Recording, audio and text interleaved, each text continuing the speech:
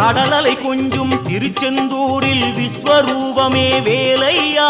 பழமுதி சோலை அறுவடை வீடும் புண்ணிய தரிசனம் முருகையா திருநீர் அணிந்து வரும் போது நெஞ்சில் நிம்மதி பிறக்குது கந்தையா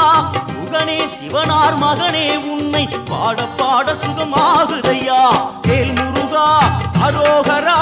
அரோகரா வேல் முருகா